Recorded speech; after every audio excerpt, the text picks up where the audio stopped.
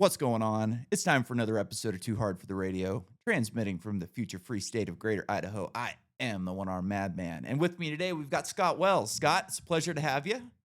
It's great to be here. Thanks for having me. Yeah, no problem, man. I love talking about fun.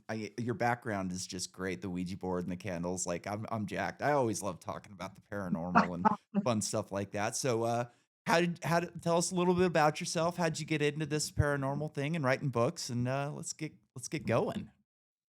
I grew up in Idaho, in as you're aware, it's very conservative and very Mormon, and I grew up in that environment. So it was completely the complete opposite of what uh, how I grew up. But my mom taught me to question and think for myself. So there was a lot of things that actually wanted to find out for myself. And growing up in small town, you got to create your own entertainment, and that's how I came across the Ouija board. And the book is a story. It's a true story of my personal experience of when I used it when I was 16 in Burley, and I just got to the point that I'm like, I have to tell the story. When I was 8, I started writing. I was a second grade, I think. I started writing,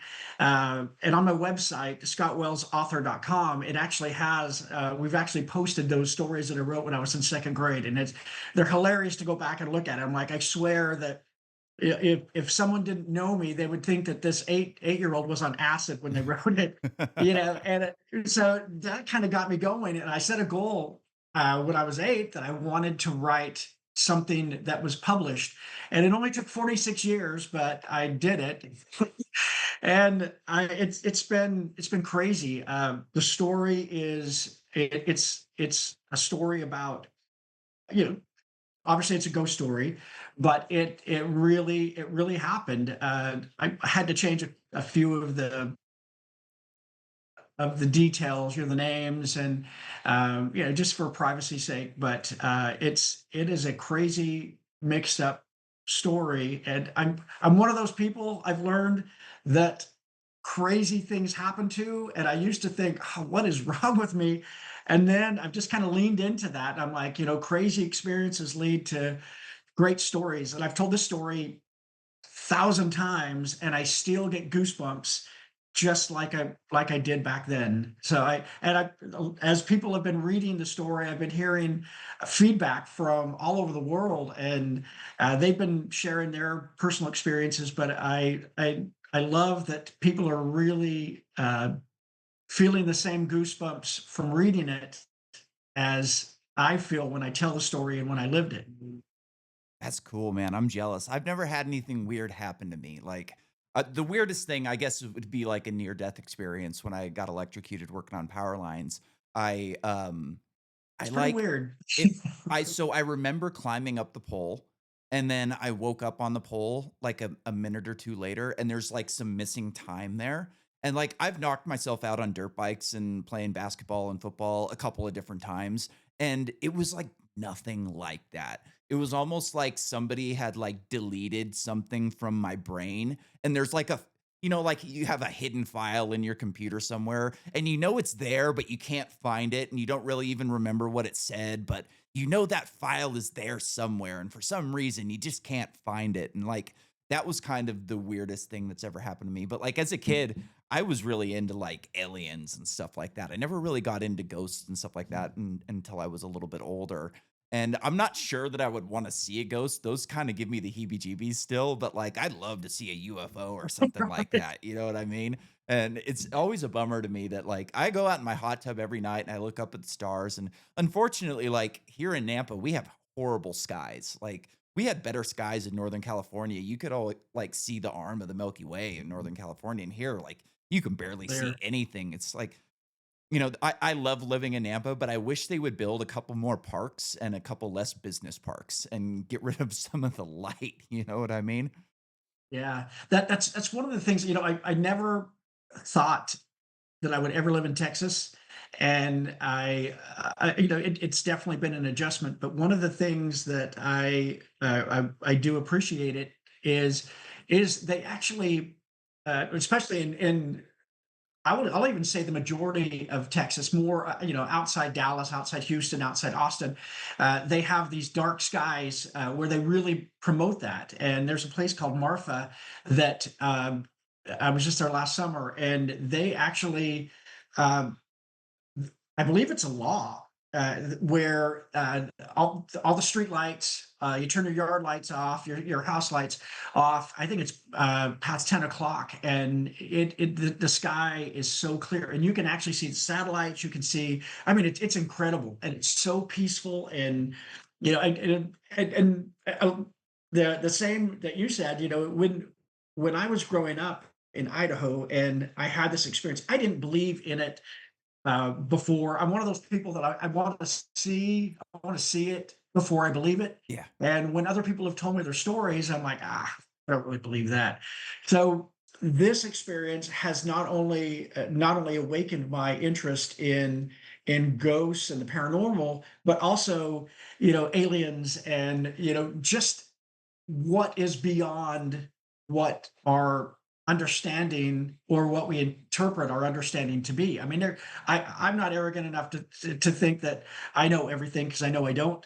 I surround myself with people that are smarter than me, but I I do appreciate the curiosity that I have, and I know that there's other things out there that I don't understand and I don't know, and that's what's fascinating to me. Just like what you were saying with the ghosts. I mean, I was laying on my front lawn last summer, and I looked up and I saw these things moving around, and I'm like, oh, it's some drones. And then I started watching them, and it wasn't drones, it wasn't helicopters, it wasn't planes. I've sent the videos to a couple of different people, and no one can definitively explain what it actually is. And I'm like, all right, well, if someone can't explain what it is, obviously what everyone's thinking is it's a UFO. Just by the way that it was moving, and it was fascinating. I'll have to text you the Yeah. videos, because it Absolutely. just to get your thoughts on it, because it's really fascinating. And I just laid on my back in the front yard, and I have three videos where I took, and no one. I even sent them to a drone expert, and they said they're not drones. So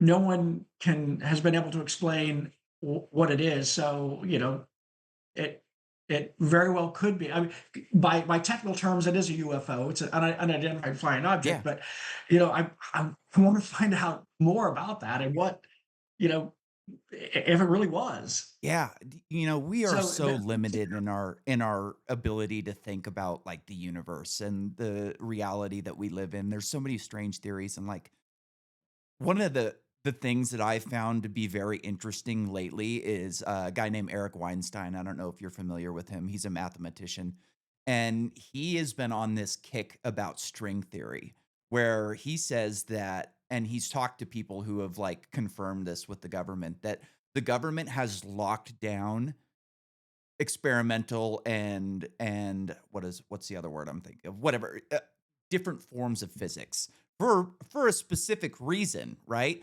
Like he thinks that string theory is essentially a boondoggle, that it's this unachievable, untestable theory that has kept people from looking into deeper forms of physics to where they might be able to explain these things. But we've got, all of these, science communicators, the Neil deGrasse Tysons, these other guys who go online and tell you you're crazy if you think that we could travel faster than light, or you're crazy if you think that there's another dimension that's bleeding over into ours and things kind of appear and reappear. And you're crazy if this and that and blah, blah, blah. And like, maybe we're not. Maybe these guys are just indoctrinated into this system of peer review, that like peer review is a nasty thing where it kind of keeps different ideas and strange ideas out of the mainstream, because you have these indoctrinated people who are just not going to put up with it at all. And it's really easy to like take your experience and say, look, all the physicists and all the mathematicians and all of the smart people and all of the colleges say that you're nuts and that can't happen. And like, I think that that's a concerted effort to keep us from like learning about these things. And another thing about like the night sky is like our ancestors got to look at the stars every night up until Yep. less than 100 years ago. You know, they were seeing the night sky as it appears on, you know, the big island of Hawaii on a clear night above the clouds with nothing.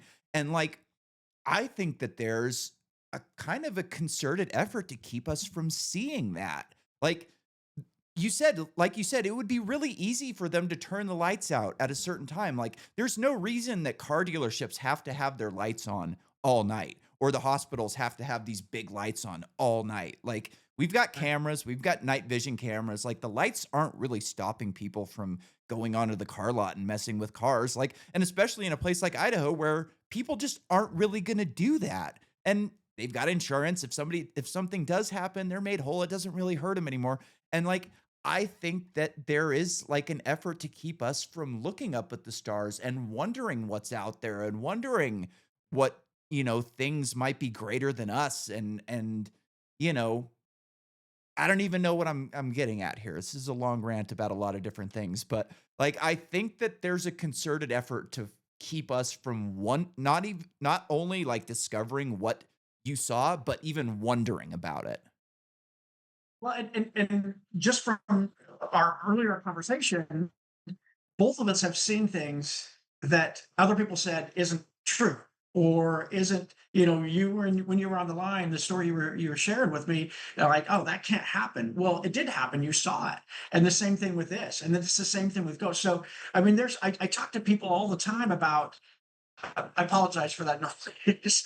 Uh, I talk to people all the time that have shared things with me uh, that other people don't believe. They believe that they're, like you said, that they're crazy. They try to discount their what they saw because for a variety of reasons. It might be the fact that they're trying to do that concerted effort to actually push it under the rug. Let's not talk about it. Let's forget about it. It's not true, and to hide it. And it might also be fear based. I was at a show 2 weeks ago, the Texas Haunters Convention, and I I had I spoke with like probably 2,000 people that actually felt safe talking about their paranormal experiences with me. And the more I talk to people, the more I realize, wow, it's something I was really proud of is that they don't have a lot of support, people who have had experiences like that. And I imagine it's the same with that have had, alien Yeah. experiences or a variety of others. Is, unless it's mainstream, you can't really talk about it. So I was really glad that I was providing a safe space where they could actually talk about it and get it out of their system, and and where they didn't feel judged or they didn't feel bullied or they didn't or they weren't told that they were stupid for thinking that. So um, it's really opened my eyes to you don't know what you don't know, Yeah. and it's really opened my eyes that there's a lot that I don't know. And I mean, I could probably live my entire life and study all the time and still not understand. One of the things I will say that when it comes to the paranormal and this topic or subject is that veil between these two worlds is very, very thin, and it's very easy to communicate with the other side. And I am not an expert by any means. This book, I'm not advocating uh, uh, Ouija boards. I'm just sharing my experience. But again, with the show a couple of weeks ago, I've talked to so many people that haven't had experiences that want to. They're like, "Oh, I want to do it. I don't know what to do." So there is. We actually created a Ouija safety guide. It's basically Oh, cool. 13 safety rules, yeah, that we're handing out, and we're actually on our Substack. On my Substack, it's official Twisted Tales. Everyone who signs up for that Substack gets a digital copy of that Ouija safety guide. And what that does is that uh, there's no way that I'm going to be able to And I don't want to. I want people to make their own decisions, but I want them to think of the consequences of those decisions. And if they choose to use the board, then there are certain things that they need to be aware of, certain protocols. You always say goodbye. You never use it alone. There's a variety of things, and it's just for your own safety. So that's the reason that we created that. So everyone who signs up on the Substack is gets a digital copy of this, which is helpful. But again, caution everyone, and then it's the same with. I have another story that I'm working on as well. That I've already written the movie for it, the screenplay Oh, for it, cool. and it's another. Crazy story where I ran into a serial killer and he tried to kill my friend and I. Yeah, it's nuts. So, like I said, I'm one of those people that crazy things happen to. But I love telling stories, so this is a lot of fun. But it's I think all of my stories and I want to be able to get this out. It's one of the things that I really feel strongly about is people think, and it kind of goes with the same thing we were talking about, is if it's not mainstream, then a lot of people don't want to talk about it. If it's fear based, people don't want to talk about it. But I think people should talk about it. I think the more that we talk about aliens and about paranormal and about things like that, it becomes more common. And the people that have had those experiences, it will relieve a lot of stress and a lot of pressure, that they can talk about it freely and openly without being judged. So it's crazy, but it's been a crazy journey.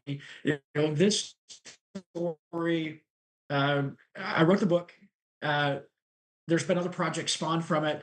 I've also written a short film that we're in the process of getting made, and then there's another project that where we're interviewing people who have had personal experiences.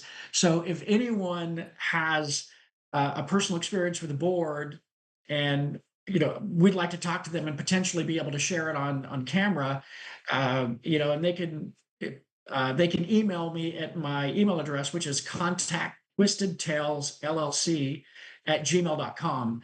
And then for everyone that actually buys the book, they'll actually be able to experience the story before it hits the screen.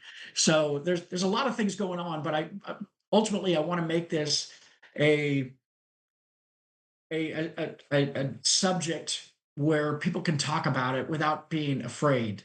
Yeah. I've talked to people that have had great experiences, have never had a bad experience, and I've talked to people like myself that have had a good experience. But the key denominator there is everyone that's had a bad experience hasn't followed the appropriate protocol, and that's another reason why we did the safety guide. Is everyone that has followed that protocol hasn't had a bad experience. So it's about educating yourself. It's about learning, doing the research and finding out, and then making the right decision, making the right choice for you, because it's different for everyone.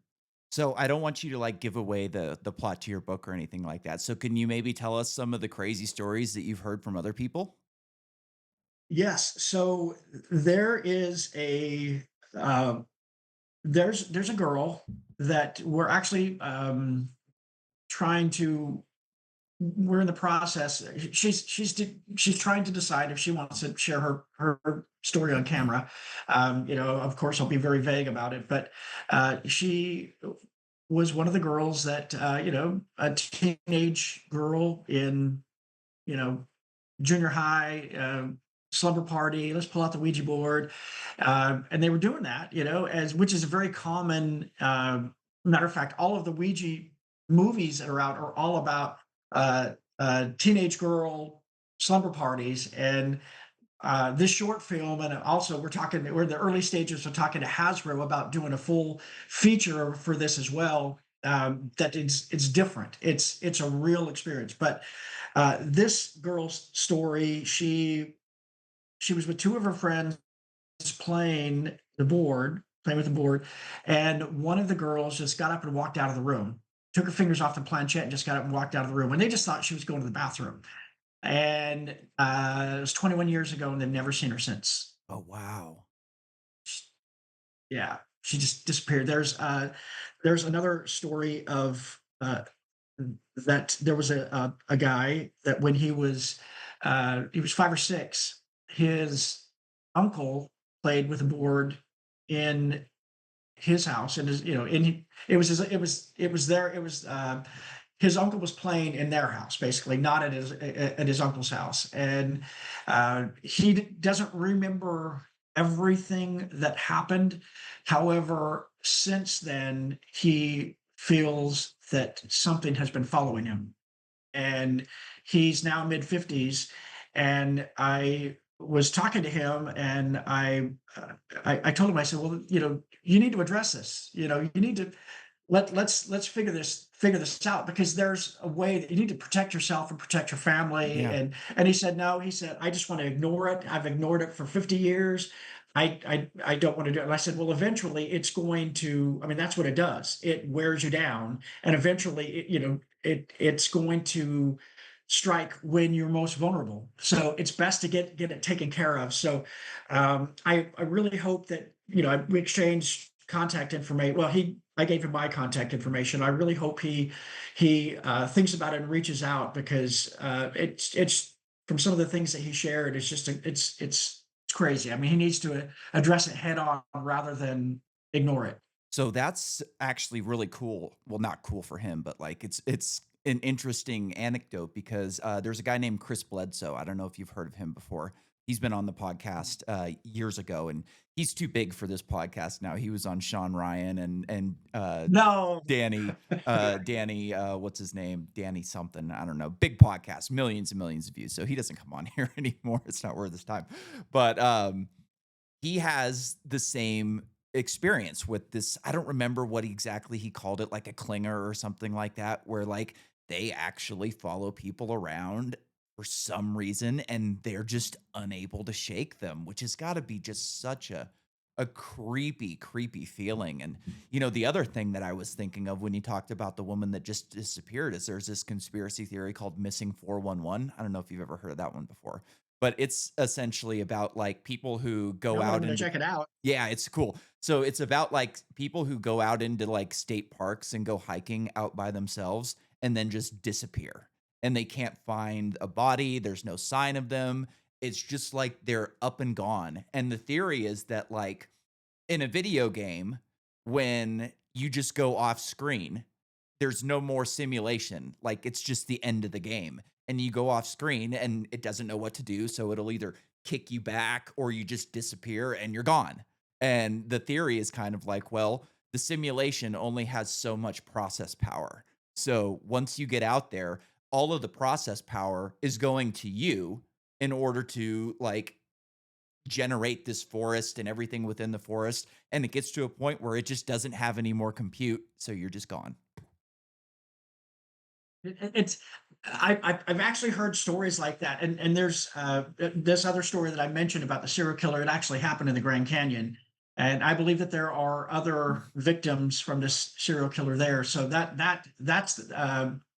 one of the stories that I've already, like I said, I've already written that screenplay. I'm adapting it to the book right now, but um, it's that happens. I did see I've seen actually several documentaries about, and they've showed maps of how many people disappear in national parks, Yep. and it's Staggering. staggering Oh my how god, we said the many same people. word.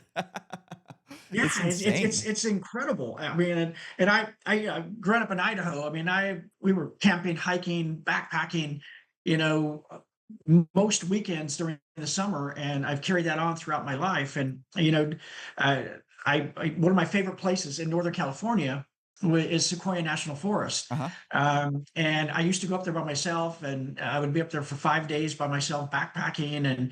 And I always stop by the ranger station. I'm like, hey, look, I'm going to do this day hike. If I'm not back by 3 o'clock, this is the trail I'm going to be on. Come and find me, because you know. So you got to be responsible, and I think that's another thing that I always like to make sure that people understand in my books is, hey, look, everyone makes their own decisions, but you have to be responsible in making those decisions, and do your research to do that. So, but the documentaries that I saw, it is incredible how many people have actually disappeared for a variety of reasons. In Yosemite, one of the biggest reasons that people die in Yosemite is, which doesn't surprise me, is selfies. They get too close to Yeah. Yosemite Falls, get too close to Yep. one of the drop offs. The same thing with the Grand Canyon as well. They're paying attention to their phone and wanting to take this great selfie, and they fall off the edge, or something happens, and a lot of times it's not even recorded. They just disappear. Yeah. So it's fascinating, Yeah. and it's sad at the same time. It is, but like the stories are just so crazy, you know.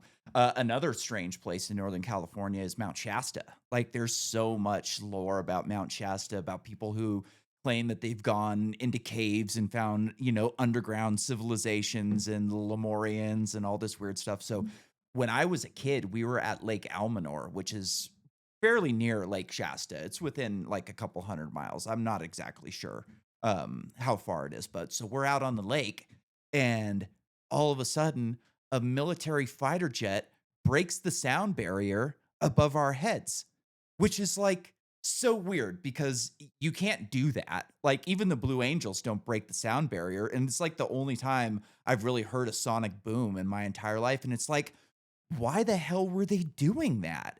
Were they getting to Mount Shasta quick? Like, was there a UFO around? Like, we didn't see anything crazy or anything like that, but you just gotta wonder, like, what would make the military actually do that? Like, why would they break the sound barrier over a public lake where you're just literally, and then so the next day, we saw a bunch of fish that were dead on the surface of the lake. Like, a big carp was dead and there was other dead fish floating, and it's like, was it the sonic boom? Was it something that the fighter jet was going after? Like, I have no explanation for, like, why that would happen. You know what I mean? That makes me think. I don't know, when you were in California. I don't know if you ever visited the Channel Islands No. or went out to the Channel Islands. So there is, and this might be something, I mean, because it's for you to check out as well. The Channel Islands is uh, a hotbed for UFO activity. They actually have video from the Coast Guard where you can actually see these UFOs. There's a couple of, some are triangle, some are round, but it actually goes in the water.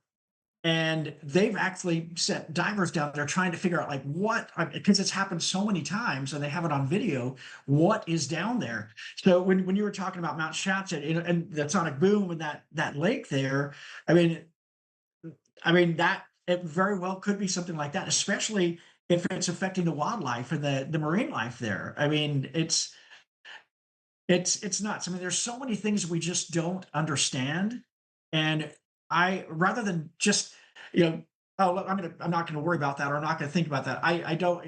That intrigues me. I Yeah. want to understand the things that people don't understand. Yeah. And again, it's things. It's like what we're doing here. It's talking about it that make it more mainstream, to where people can, once the conversation gets going, same thing, with back in the 60s with uh, um, Area 51. I mean, that was always hush, hush, hush. And now there are people that have worked there. I mean, the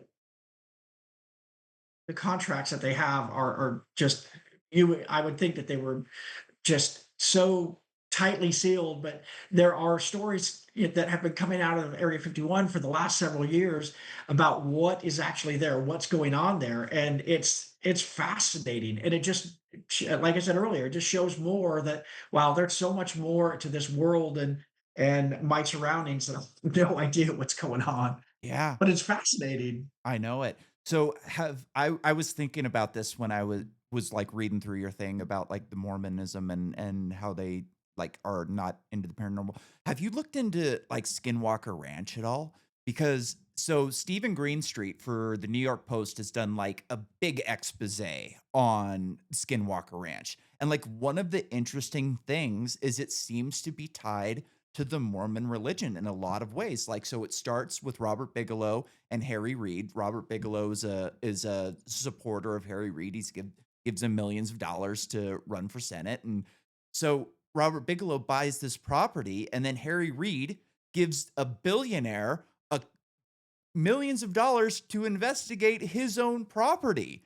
And after Bigelow sells it, another guy, I wrote his name down, Brandon Fugel, who's another very rich Mormon, buys this property. And like based on what Green Street has been reporting, and I think it's a very interesting expose. There's a bunch of videos with him and Nick Pope like going through this whole thing.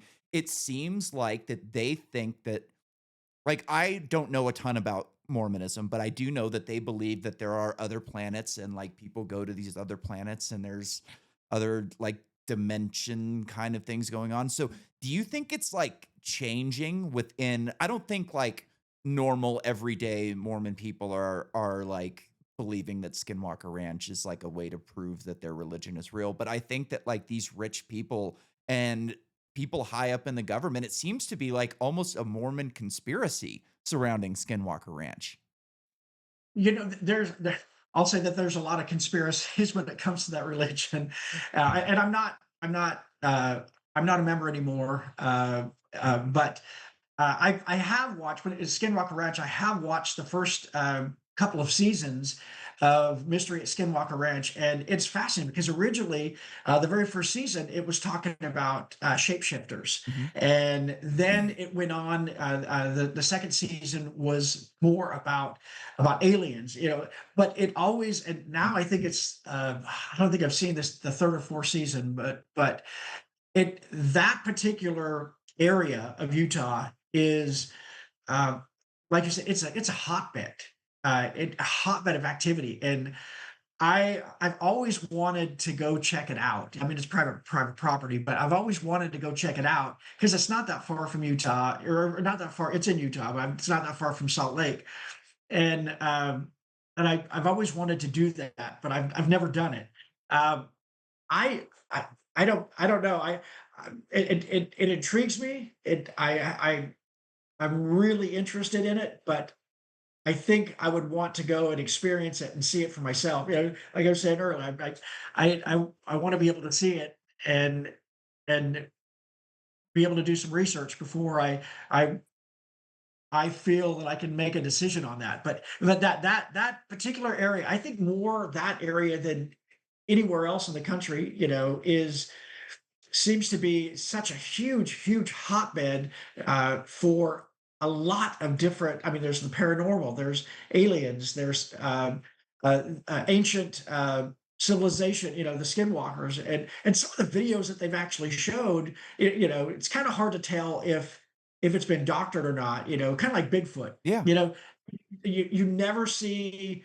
Uh, there's been no definitive concrete evidence of Bigfoot, but you've got these videos, and all the videos are far off. They're it kind of grainy and things like Yeah. that. But I don't know. I don't know. It's there's so many things that we don't know. I do think that there are urban legends and myths and things like that, but I also think that there's some truth that there a lot of truth that we don't know, and I think the people that probably know more than I do are like what you said earlier. They're trying to squash it. I don't. We don't want people talking about this, and that happens a lot in that religion. Is we don't want to attract attention to this. There's been a lot of cases over the years, some TV shows, some TV series, a mini series that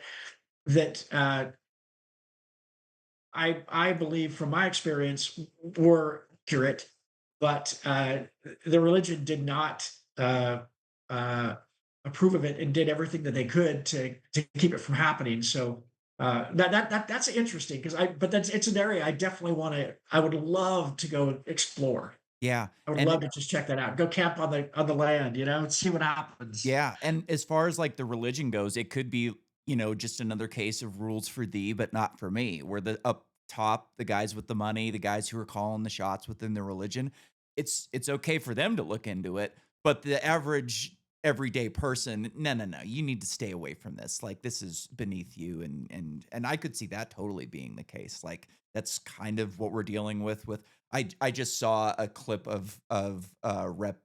Anna Paulina talking about UFOs on Joe Rogan earlier today, and it's like it's hard to know what to think when you hear these Right. people. It's always third-hand information when it's coming from the government. They're never just showing you a picture. It's like, "Trust me, I've seen it and it's real." You know what I mean? Well, they're so I think that that touches on on an important topic as well, as far or a point about I see this with the government. I see this with religion. You know, they don't want people to ask questions. They want to tell people what to think. And there's a lot of people, there's an overwhelming amount of people that do that. They're like, all right, they said it, it must be true. Well, that's one thing that my mom taught me is like, hey, question it, ask about it, find out for yourself and make your own decision. And that's what I did about religion. That's what I did about paranormal. That's what Yeah. I've done.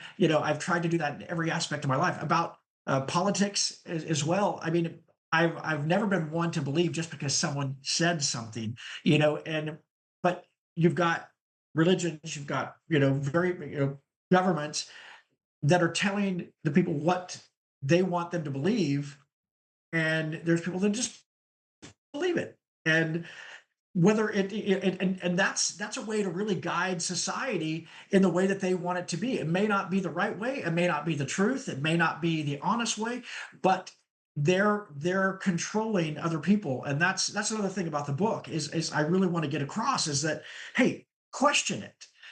Make your own decisions. Don't just believe what other people say.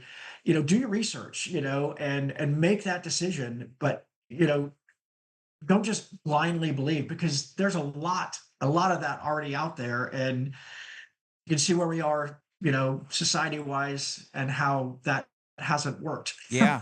And like it's going to get even harder and harder in the near future to know if like video evidence is real or not because AI is Yeah, becoming so prevalent that like it's hard to really know what's true and what isn't. And like, yeah, one of the things that I always like, I read a ton of sci-fi. Like I listen to sci-fi audiobooks like every night. I've read hundreds of these books since I got hurt.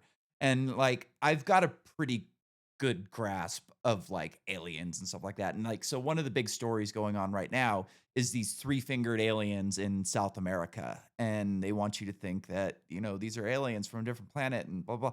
And like the first thing that I look at is it's like, okay, they have 3 fingers and no thumbs.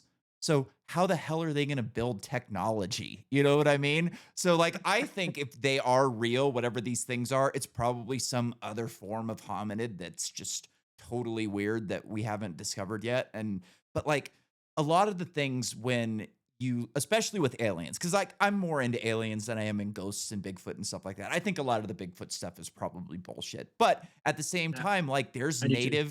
there's native stories about these things that go back thousands and thousands of years. So there's something to it, Maybe it was, we're always like Graham Hancock's great about like talking about these ancient civilizations, stuff like that. Like for so long, we thought that humans just got here 10,000 years ago and the overkill theory was true and we killed off everything and that's why the megafauna died out. So they're only digging down to a certain depth. But now they're finding things in like New Mexico where humans have been here for hundreds of thousands of years living side by side with megafauna and not overhunting them and everything. So to me, like it's so hard to find fossilized evidence of anything going back hundreds of thousands of years. So, like, there could be all kinds of weird stuff that was happening hundreds of thousands of years ago that, like, we can't explain and we still aren't, like, really even going to be able to explain, even if they do start digging deeper. Like, we'll find stuff, throughout time. But I mean, even coastlines have changed so much that who knows how much crazy stuff there is off the coast where people were living hundreds of thousands of years ago because the California coastline today is not what it was 100,000 years ago. So Right. the people Yeah. who were living 100,000 years ago fishing and living on coastlines are buried forever. We're just never going to find any artifacts from how they lived or what they did or what they hunted or what they fished for. Did they have what type of technology they had? Like, we'll just never find that because it's going to be impossible to go that deep. You know what I mean? Yeah, and I think so that the Grand Canyon is a great example of that Yes. as well. There's so much weird Because stuff there. Yeah, and the more they're still finding um, proof of civilizations that lived there. Like, originally they thought, all right, maybe 5,000 years ago, then it was 10,000. So it keeps getting further and further. But I think one of the things that it's kind of like a catch 22. Yes, it's great that we're actually doing that as long as we're curious and we actually look at it through a curious lens. But I think, um, and I don't know this for sure. I'm guessing here that when they find stuff like that and they don't understand it, and this happens with anything, they don't understand it. They try to make sense of it by what they know. All right, well, Mhm. this might be a uh, um, a book that maybe I found in it's supposed to be 5,000 years ago, so it's a book, but really it might be something deeper than that. It might be an ancient scroll, but they find things, and the way that our minds work is they try to make sense out of something when with the knowledge that we have, and we're finding out constantly over and over and over again, and our mind is opening up to new possibilities that you can't say that this is just a book. It might be something else, and let's be curious about it. Let's just not say it's a book and put it down and forget it. And with all of these things, like you said, the California coastline, it I used to live there. I was in LA for 16 years, and before that, I used to live in Ukiah, uh, Oh, I lived right Ukiah's I grew up in right Cloverdale. out of high school. Yeah, I grew up Oh in yeah, yes. Cloverdale. The morning after I graduated high school, I packed up my car and I moved to Ukiah. I've always said, and I put this in the book as well, but I always said that the best way to look at Burley is through the rear view mirror of your car. Yeah. Yeah, that's a good Yeah. point. But even since I lived there, that coastline has changed, like around Mendocino. I mean, Yep. it's changed so much. So who knows what's happened? Who knows what's off there? The Mariana Trench. I mean, it's we still don't know what's in the bottom of there because we don't have the technology to go down and and we're getting better. We're developing more higher end technology. AI is helping with some of that as well, but we still don't know, and we can't make up something that and say and with an explanation, and this is what it is, when we really have no idea. Yeah. And that's why I want people to stay curious. I want them to, hey, let's question things. Let's question, our beliefs. Just because we believed it. I grew up, like I mentioned earlier, conservative, and I got to a point where I'm like, all right, I don't know if I believe that anymore, and even though it was what I for years and years I was raised, and I think everyone should do that in every aspect. And we're it's things are evolving, and it I think it would evolve faster if people just kept more of an open mind and hey, the possibilities, what if, because we just don't know, Yeah. But it's fascinating to see how things. There's a show that I've been watching lately, Expedition Unknown, Expedition X with Josh Gates, and he actually goes after a lot of that, and he tries to, his concept is, hey, stay curious.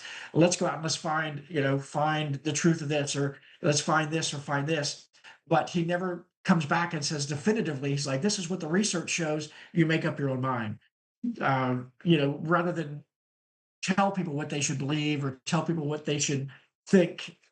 So it's. I think we live in a really interesting time, and I think we're at a crossroads where not only on a political scale, but in so many aspects of our lives, where it can we could go either way. And I hope as a society we go to the more curious Yeah. side rather than the closed off side. Yeah. No, growing up in Cloverdale, it was very conservative at the time I was growing up there. It's changed a lot now. It's gone the complete other direction, and it's, like, fully a liberal, like, hellhole at this point. But, like, when you grow up like that, you kind of just take you're kind of forced to take the government at their word. Oh, these are betters. You don't trust the liberals, but you trust, George W. Bush is always going to tell you the truth. And like when you get into stuff like this, when you get into like for me, I was like I said, I was into aliens. Like back when I grew up, the Discovery Channel and the Science Channel still had great TV shows about aliens and the universe and stuff like that. And you question those things and you go, well, wait a minute, these people are clearly lying about something because there's something going on. It's like I'm even like the UAP thing, I'm not totally sold that these things buzzing around and getting caught by fighter jets are alien technology. Like I I think that the government is probably far ahead of us in, you know, their science and their ability to create different types of aircrafts and things like that. And like if they are that like siloing off different, forms of science and physics that would allow these things to be possible would be a smart move because it's easy to go, well, those are clearly aren't ours because, that's impossible. And,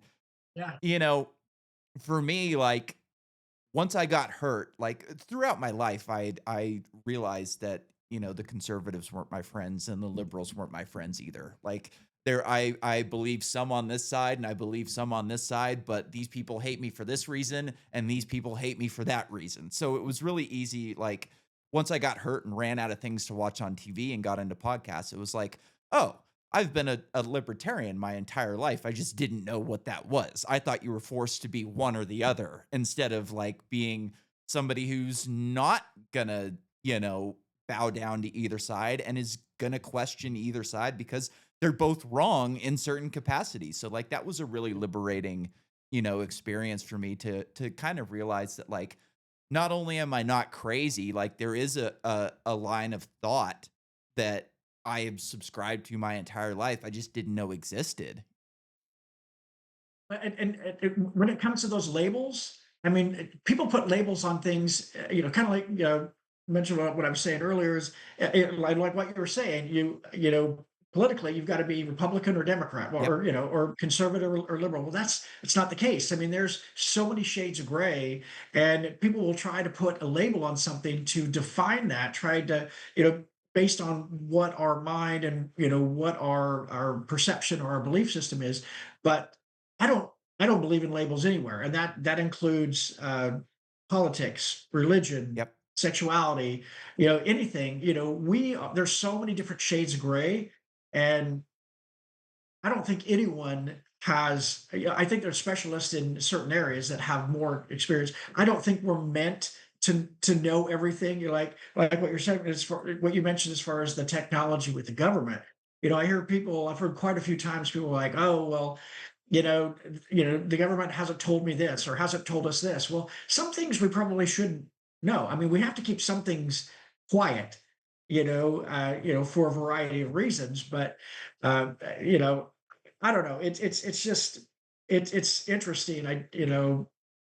The society that we live in now is it's evolving, it's changing, and in a lot of good ways, and there's some ways that it's not, but it's definitely an interesting time to be alive. Yeah.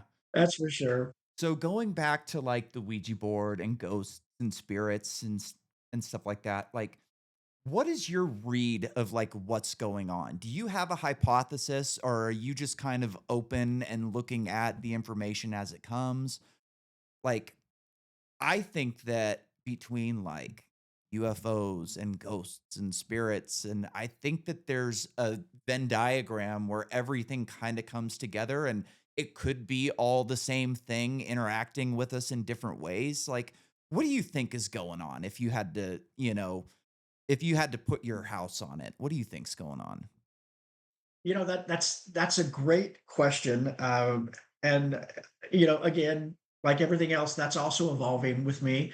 I believe that there is clearly, I believe that there's a connection between the two worlds. It's very easy to make contact with the other. I mean, you don't even need a Ouija board. I've talked to people who have printed out a spirit board template from online and had an experience with that. I believe that the other side wants to connect with us. I believe that there's a big percentage of people that are alive that want to connect with the other side as well, and for a variety of reasons. I used to think that most people wanted to contact the other side because of they've lost someone that they've loved, and and that they want to make sure that they're okay, and they want to make sure that, hey, do I still need to worry about you? I'm sad. I'm still going through grief, and that is a big percentage, but I think the biggest percentage is just the curiosity. People, I don't know if that's there. I don't know if there's life after death. I don't know. And that's one of the things that has kind of drawn me to this story and sharing my experience is it's it's so much bigger than what I could ever imagine. Or, I, to be honest with you, I don't know. I mean, I believe it's real. I believe that I know for a fact that it's very easy to make contact and to have communication back and forth.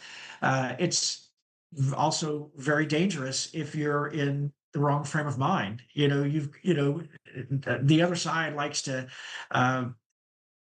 to take advantage and exploit when you're upset, when you're angry, when you're exhausted, when you're tired.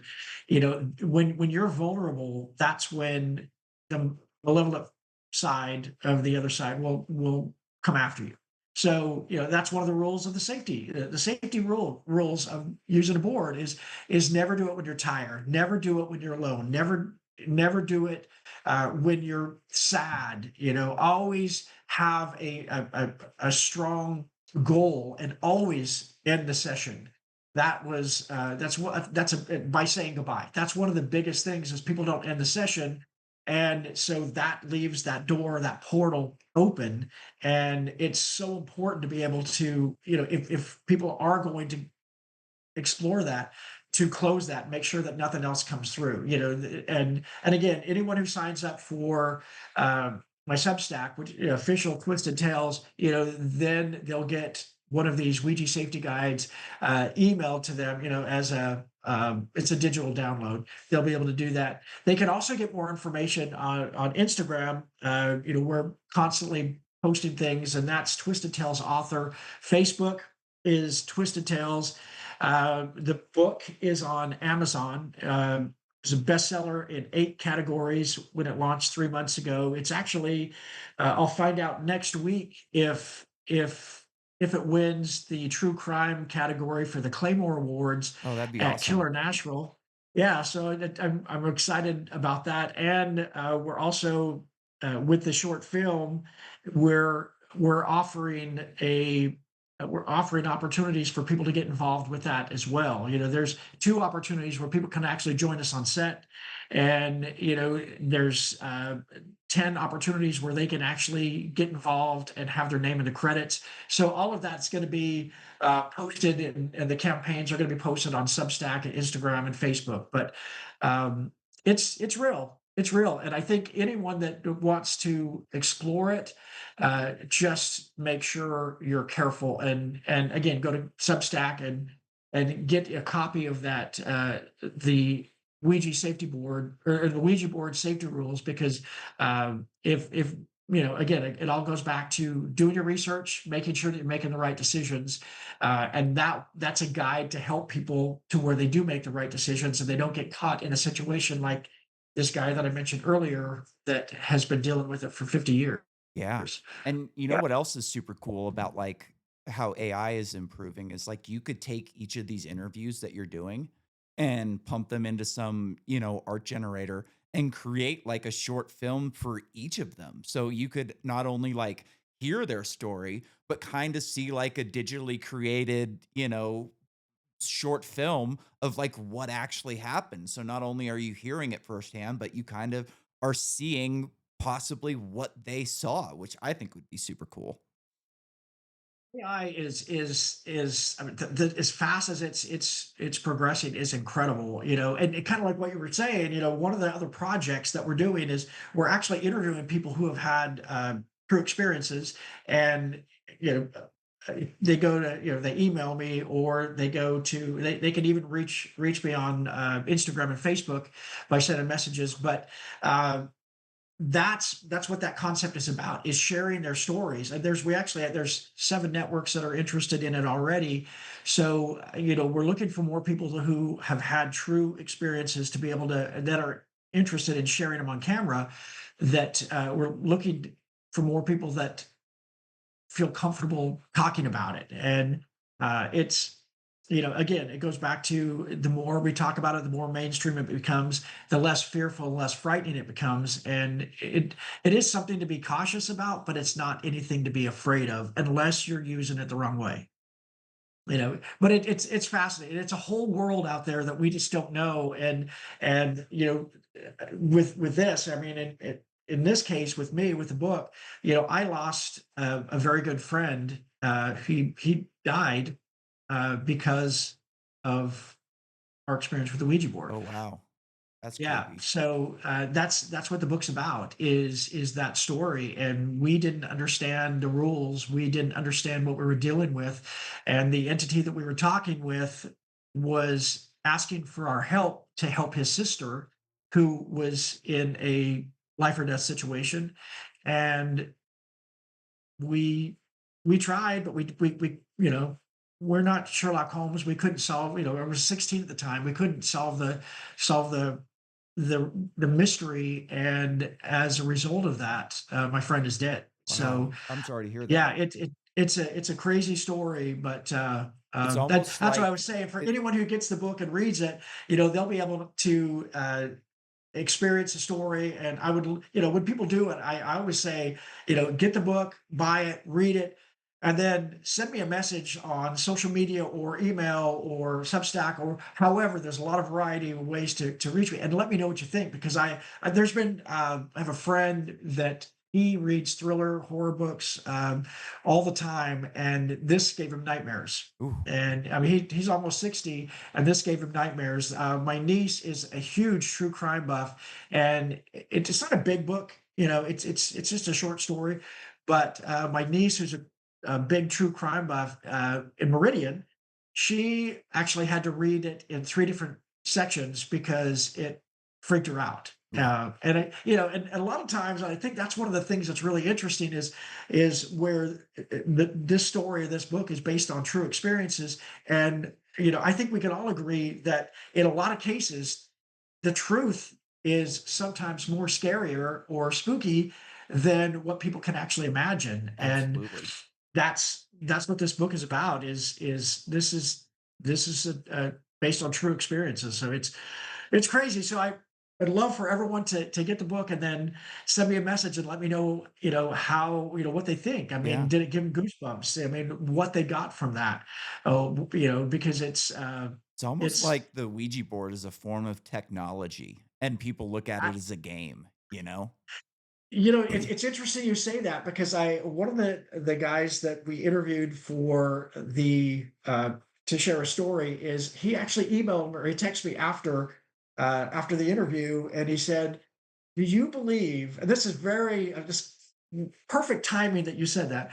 He said, "Do you believe that ChatGPT is the modern version of the Ouija board?" Ooh, And the more I thought about it, I thought, you know what?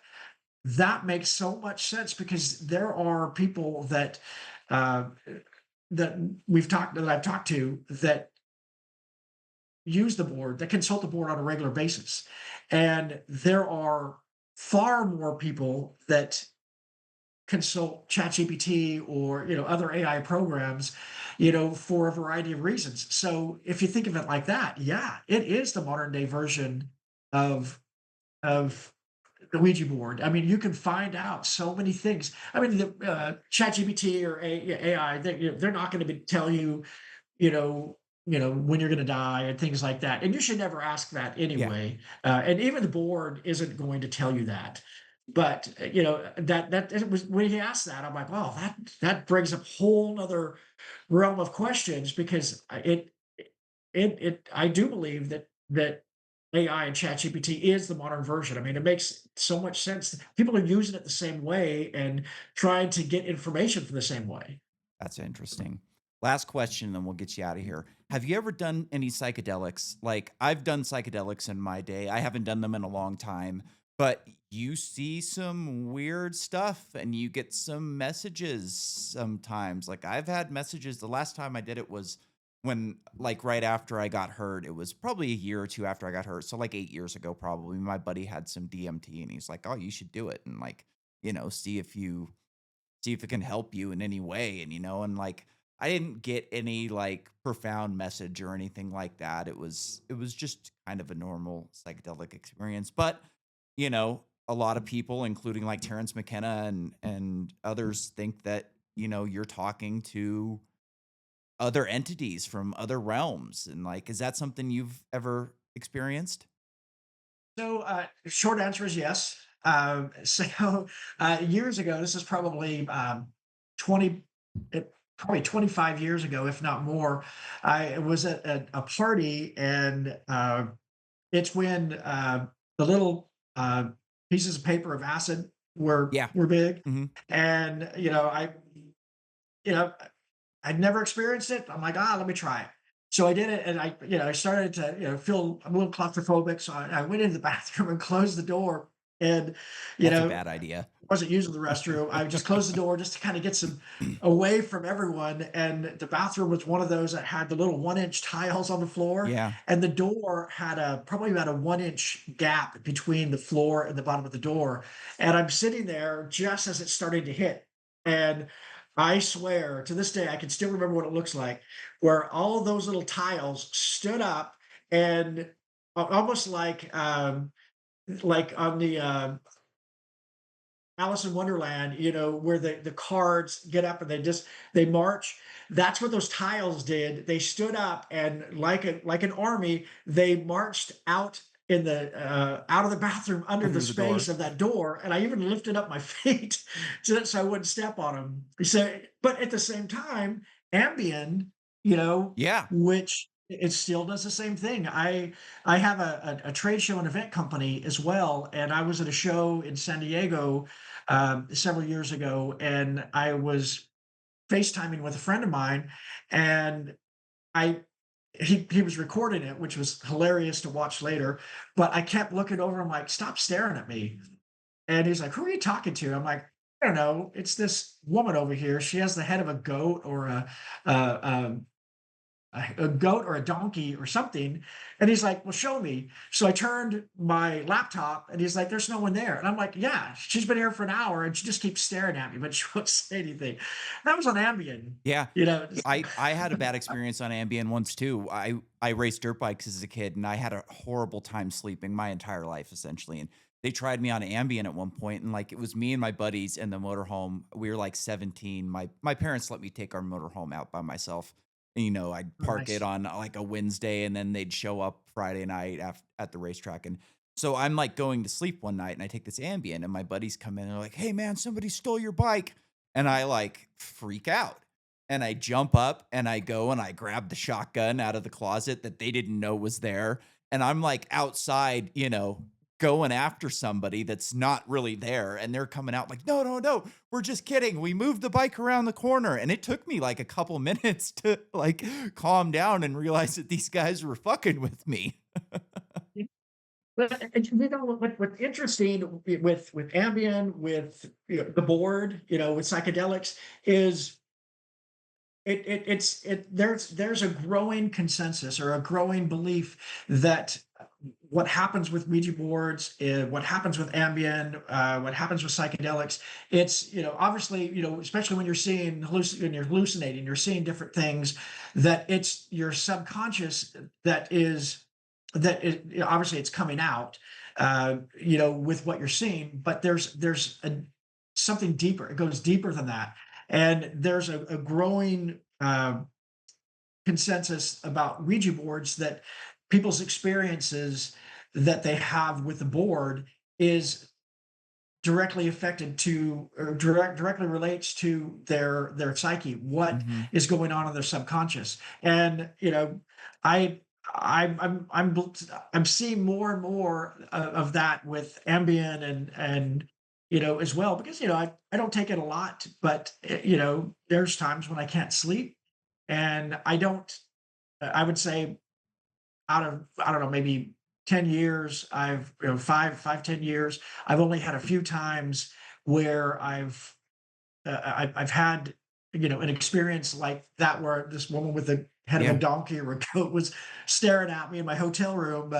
Um, but the more that people are coming out and saying, well, hey, that there's the connection between the Ouija board and a lot of uh, these uh, medicines or prescriptions or psychedelics that cause hallucinations. I mean, that there's a connection between what is actually going on in your life and what's deep in your subconscious that you may not have faced, you may not understand. So they're saying, all right, well, let's explore this and let's see if how we can get people to understand what is going on deep inside, what's affecting them, and why it's coming out in these different areas, and Yeah. how they can address that and get over them. That's a work in progress. That's something that I've been reading about, but I think that's going to be evolving quite a bit over the next couple of years. So it'll be Yeah. interesting. It'll be interesting to see how that, where It's that like a goes. mirror into your soul almost, Yes, right? absolutely, Right on, Scott. Well, it was a absolutely. pleasure having you. I hope people go out and buy your book. I'm gonna try and read it. I'm not great with scary stuff at night. I quit smoking marijuana a couple months ago, and it's given me some gnarly dreams, and I'm getting sleep paralysis a couple of times a week, which is Uh, just absolutely terrifying. So it might scare the shit out of me, but I'm gonna give it a shot. So, anyways, do like my niece did and read it in just a couple of settings. yeah, yeah. All right. It was been a pleasure having you. Go out and buy Scott's book. Great to meet you. Sign up for the Substack. Everything will be in the description. So you just go down and click and it'll take you right there. All right. Have a good one.